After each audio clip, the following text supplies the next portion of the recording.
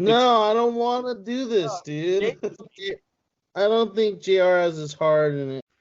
That's gonna stir up some shit. That's my one question, dude. Why am I a Trump supporter? No, let's get this in the bag right now. It's like being outed for having a white sheet fucking covering your head.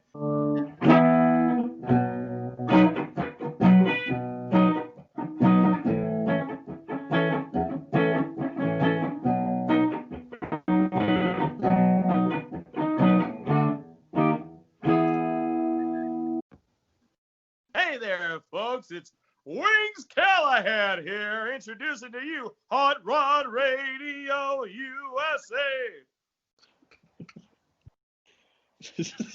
I need to get a kazoo. And every time somebody says something whack, I get to blow it.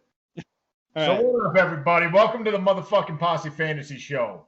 My name is JR. I'm joined by fucking Troy and two brothers that don't deserve to have their names mentioned yet because they don't even know how to fucking use a goddamn computer. I just want to say I feel lucky to be a part of this with all of you. I'm excited about what comes next. I'm so stoked that we will all be diving into this together. Then we got Jessica Little asking us to discuss cats. Then we got Trump at jrlickstrump.com, and it's wanting us to discuss if JR is a Trump supporter. Dude, I fucking hate Donald Trump, bro. You love him, you fucking racist. All right. I never voted for fucking Donald Trump. Okay. All right. That's a claimer. It's not a claimer. It's a fact. You've made a serious claimer here. We will be discussing this because it is a suggested topic. All right. We will get it. Hey. Why? All right. How did he win your vote? You fucking white prider piece of shit. He never did. I never voted for him once. Yeah, why did you vote for him? You don't have to lie. What's up, buddy? So, I know why people think JR voted for Trump. First off, your internet sucks a dick. You're right next to your scrotum, Ed. We said Are you talking to your 5G network or your 2.4? Yeah, this is exactly why I thought this was a great idea, by the way. I know JR right now is thinking in his head, this is exactly why I didn't want this to happen. And I am the exact opposite of that. All right, Eddie, you're up. What's up, buddy? Now that everybody's muted, basically, JR is totally a Trump supporter because of the racist things he says, believes, and lives with every day that he walks the face of the earth. He has let down so many people, not just people of color, but the French and Anglo-Saxon race he represents negatively. I'm sorry for you, but through education and culture in this podcast, I think David, I, and Troy, your superiors, will be able to break through. Let me just put this out there, and Ed, I think you'll enjoy this, okay? JR, you are the posse Trump supporter, and it really doesn't matter if you voted for Trump or not, because your head is all that needs to be shown. David, he nobody looks like he could be Almond Bundy's right-hand man. He is a militia-loving, right-wing, bald-headed human hater.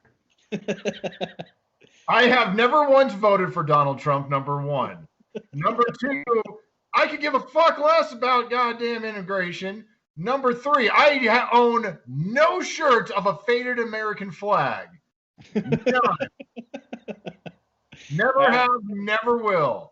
Hey, sometimes you don't need to own one of those to know, that you look exactly like one. So, I mean, let's just put it out there. You are the posse Trump supporter. I have not been to a church since I was probably about 5 years old. Am I on now? Eddie, what's up? He believes in segregation. He just said it himself. Yeah.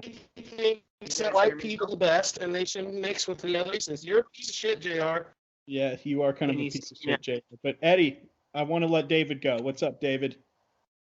Okay, so David Keelan speaking on behalf of JR/David Duke La Herrera, you KKK supporting piece of shit. I gotta say that Davey's got a hot hand in the black community, and they're all talking about you, Coach. I'm gonna have to go ahead and step away from the whole entire thing.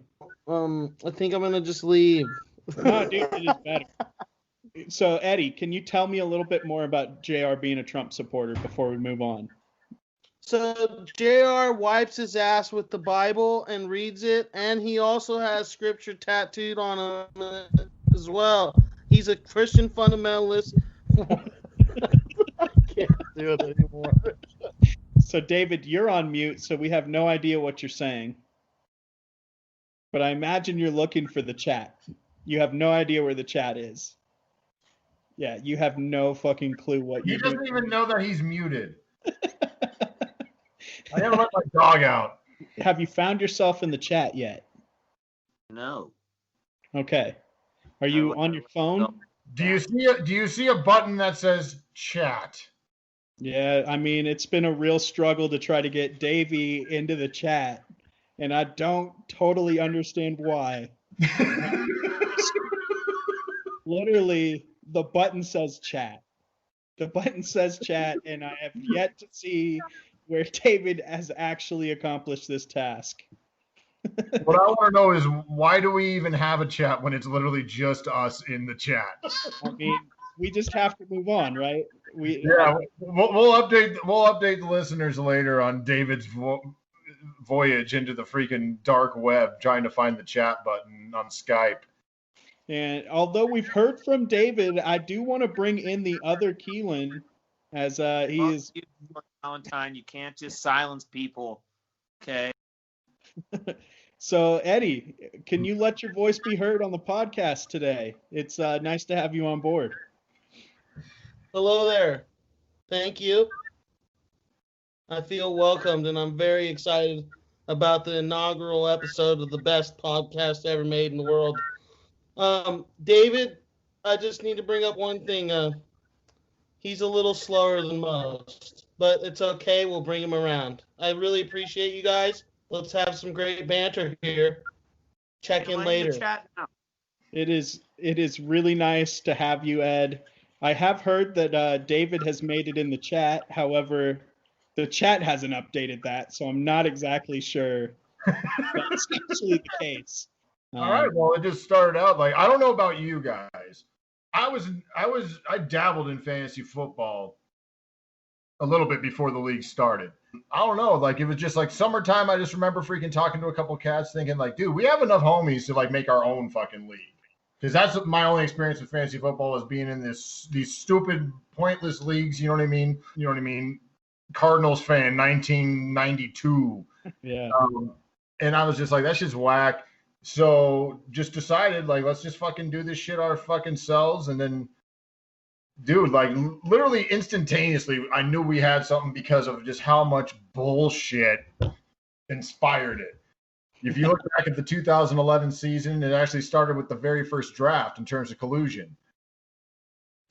I was, at the time, a long-haul truck driver. I was in Ohio. And I remember telling my good friend Nick, I said, hey, if you're drafting for me, I said, like, I gave him a couple names, and I said, I love Phillip Rivers. That's all I said. I said, I love Phillip Rivers. Now, I had no idea, but I wind up with the very first fucking pick in the goddamn draft. And if you remember that year, who was a beast? Adrian Peterson was a fucking beast that year. And Nick Campbell goes, oh, JR wants Phillip Rivers. So Phillip Rivers was the very first ever draft pick in the Posse Fantasy Football League. It was a complete fucking screw job. Nick fucked me. I would have never drafted him in the very first fucking overall pick over Adrian fucking Peterson. I missed the first round of our first draft. I don't know if you know this. I have talked to you about it before, but if we want to go back to 2011, I would absolutely love to do that. A lot of implications came out in that first draft of what this fucking thing was going to be like. And anyway, let me tell you, we had a 6.5 earthquake that hit Humboldt during the first round of our very first draft. And there was a sinkhole outside my house. There was some kittens in there. And so I actually ran out and saved these kittens from the sinkhole before coming back in and finishing out that draft. But the problem is it did auto draft. And, I think the results of that will become very evident in this podcast as we carry on. There was nothing nefarious going on during that first round. I think Nick, when he made that choice for you, JR, he made it with every intention of building you a solid squad. So, well, I first off have to just say I don't know what to believe anymore. Like, it seems like every single time anything comes in question, you have an earthquake. Because supposedly there was an earthquake that happened that created the Aaron fucking Rodgers ordeal. It auto-drafted Rodgers to me. Who let this freaking ghoul out of his goddamn fucking tunnel?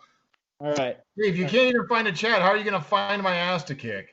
All right, Ed, I would love for you to get in on this because you were part of the league when this happened. Can you shed some light on this?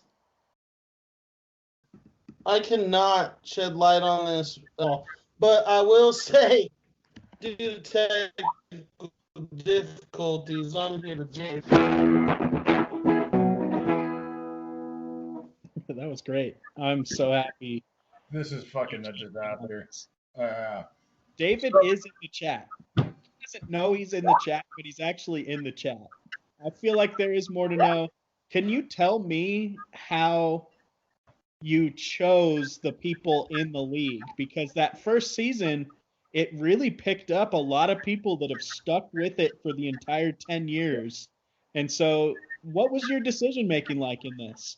I just try to get all, because, you know what I mean? We're all the homies, and a lot of us don't fucking talk to each other. And so I try to first think, who's into fucking sports? You know what I mean? Who's into fucking football? So I got, I don't know, a handful of 5. And then after that, it started getting fucking hard. There was a couple gems there we had to freaking reach out to. You remember Sita? We had to freaking get Sita in there because I knew he would have been down. And the surprising one was Bela. Because Bela always talked about, ranted and raved how he was big into fantasy football. He watched all the games. We got him in, and he was the absolute shits. He was so bad we had to replace him with David. I'm all the way out. You giving the Frenchman a platform to keep talking is disgusting me. All right, so let's just dive into the week that fucking was. It was the semifinals. The game that determines who goes to the Mambo being our motherfucking Super Bowl, named after the fucking first champion. May he rest in peace. I'm not happy about this. So I lost to Jess, and your wife lost to fucking the other Troy's wife. It was a complete disaster. This is the worst possible fucking championship that could have ever happened. I don't know where the future of the league lies in terms of this potential pool of champions. Jess has clearly shown that she does not have the stones or the intestinal fortitude to handle being a champion. And the other one is the only reason why she's in the championship is because some idiot traded her his entire team. Whoa. I think you've gone a little far in this, and I'm going to have to step back from the chat that is clearly starting up here. I love what I'm seeing. I love the diversity. Who's all in here? It's only you and Ed. I've always felt like having diversity in the league. JR is super close-minded. His fear shows every time he mentions Jess's name. When you start painting this narrative like somehow you are superior in strategy, everyone else is inferior in strategy, I think it needs to be called out because, it got uncovered in the awards ceremony last night that you haven't been too good these last few seasons.